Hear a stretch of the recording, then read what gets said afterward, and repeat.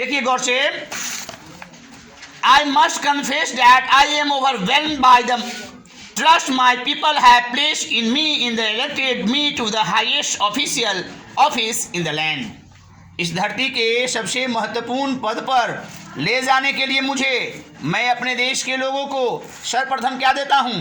धन्यवाद देता हूँ। इसलिए धन्यवाद देता हूँ क्योंकि उन्होंने मुझे इस पद के लायक समझा और इस पद के लायक चुना है और इलेक्ट किया है मुझे as a president of India.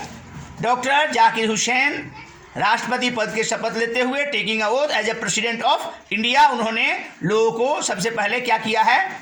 Thank you बोला है, धन्यवाद दिया है, क्योंकि आपने मुझे इस देश के सबसे बड़े पद पर, जो इस इंडिया का सबसे बड़ा क्या है पोस्ट है, इस पर आपने मुझे बैठाया। इसके लिए मैं आप लोगों को सबसे पहले धन्यवाद देता हूं। सेकेंड स्टेंजा में उन्होंने लिखा है, doctor Radha Krishnan brought to the presidency mental government a degree of erudition and wealth of experience rarely to be found anywhere. उन्होंने कहा कि डॉक्टर सर्वपल्ली राधाकृष्णन, आप जानते हैं कि डॉक्टर जाकिर हुसैन से पहले हमारे देश के राष्ट्रपति कौन थे? डॉक्टर सर्वपल्ली राधाकृष्णन थे। उनके असी स्थान को जाकिर हुसैन साहब ने लिया। तो लिखा है इन्होंने कि डॉक्टर सर्वपल्ली राधाकृष्णन ने क्या किया है कि इस देश में एक प्रेसिडेंसी में एक राष्ट्रपति, अपने राष्ट्रपतित्व काल के दौरान उन्होंने एक मानसिक इक्विपमेंट का प्रयोग किया है और लोगों को मानसिक उत्थान के लिए जो काम किया है उसकी जगह को भरना मुश्किल है। During a life time devoted to the pursuit of knowledge and truth, जिन्होंने अपने जीवन में ज्ञान का और सत्य के समावेश करके और उसके डेवलपमेंट के लिए काम किया है, he has done more than probably any other man to bring out and explain Indian philosophical thought of the oneness of all the spiritual value। और जो spiritual value है, आत्मीय जो गुण है, ध्यान दीजिए, जो भारत की जो महानता के लिए जिस चीज़ के लिए जानी जाती है, जो भारत की दार्शनिकता है, उस दर्शन को भी उन्होंने दिखलाया है।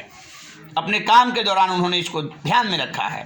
He has never lost his faith in the essential humanity of man and he himself has never essayed to champion of right of all men to live in dignity and with justice।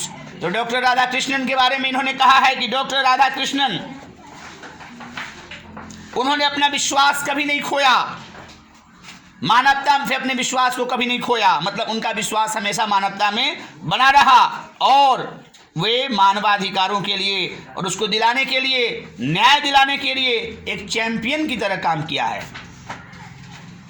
उनका जो था कि मनुष्य को हम मानवाधिकार दिलाएं और भारत के लोगों को न्याय दिलाएं, तो इसके लिए उनका कार्यकाल बहुत बढ़िया स्वर्णिम कार्यकाल रहा है और उन्होंने बहुत मेहनत से काम किया है।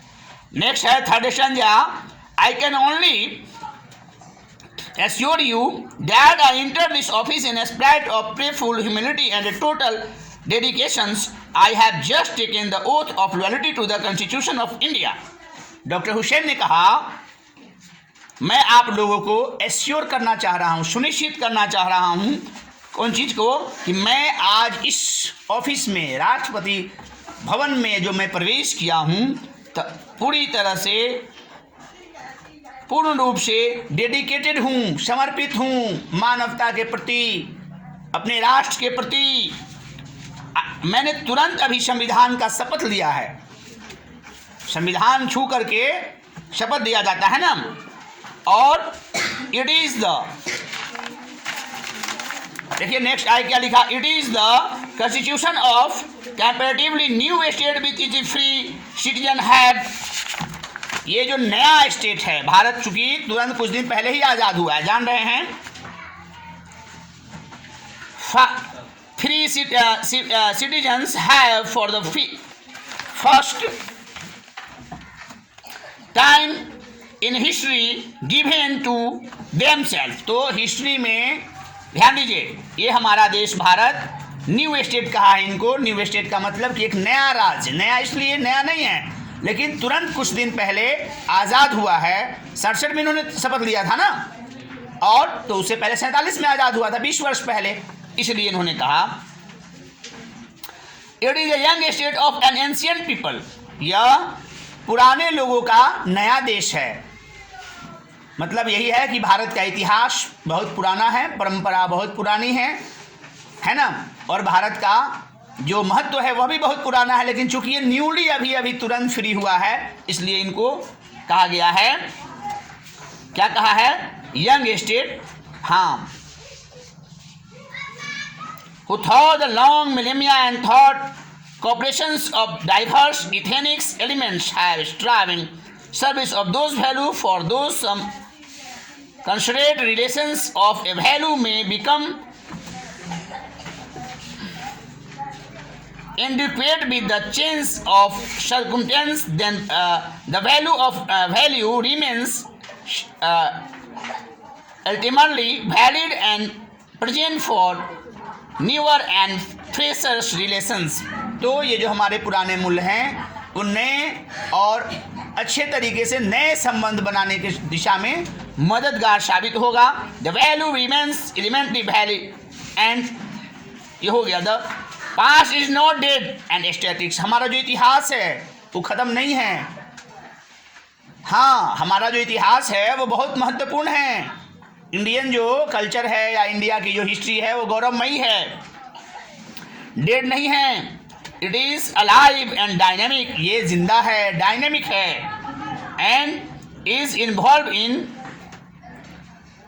Determining the quality of our present and the prospects of our future. ये हमारे प्रेजेंट को और हमारे फ्यूचर को, भविष्य का भी निर्माण करने में मददगार है। 4 स्टैंजा में देखिए भारत इज माई होम के डॉक्टर जाकिर हुसैन क्या बोलते हैं। ये उनका एक स्पीच है जिसे डिलीवर किया है उन्होंने राष्ट्रपति पद के रूप में शपथ जिस समय ले रहे थे 1967 में, उस समय उन्होंने ये भाषण दिया था। उसी भाषण का ये अंश आपको यहाँ लिया गया है। द 4th स्टैंजा कहता है, द प्रोसेस ऑफ इस constant renewals is Indeed the process of growth of Nations, culture and national character. कहा कि हमारे देश का जो राष्ट्रीय चरित्र है और जो राष्ट्रीय हमारा परंपरा है, उस परंपरा को जिंदा रखना ही हमारा मुख्य उद्देश्य है।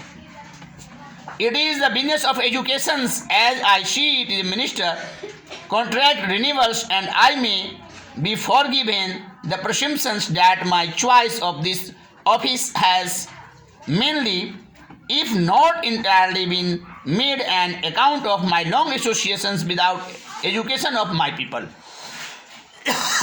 उन्होंने कहा है कि मेरा जो मुख्य उद्देश्य होगा, ध्येय होगा, वो होगा एजुकेशन, हमारे देश के लोगों में एजुकेशन का व्यापार, बिजनेस ऑफ एजुकेशन।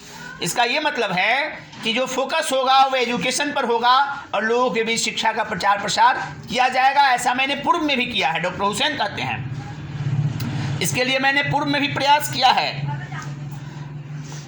हाँ, क्योंकि अपने लोगों को बिना शिक्षा के क्षेत्र में आगे बढ़ाए हम ये कल्पना नहीं कर सकते कि भारत के लोग आगे जा सकते हैं। क्या जा सकते हैं? विदाउट एजुकेशन आप क्या कर सकते हैं? लेबर क्लास और मजदूर क्लास बनकर रह जाएंगे, इससे ज़्यादा कुछ नहीं कर सकते। इसलिए there is requirement of education, शिक्षा की आवश्यकता है। और डॉक्टर हुसैन ने भी कहा था, और ये शिक्षा ही आपको बहुत आगे तक ले जा सकती है।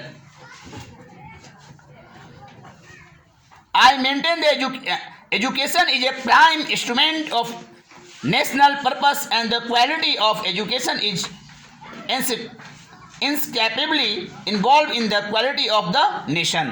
तो उन्होंने कहा कि मैं इस मुख्य उद्देश्य बनाऊंगा, अस्त्र बनाऊंगा, किसको?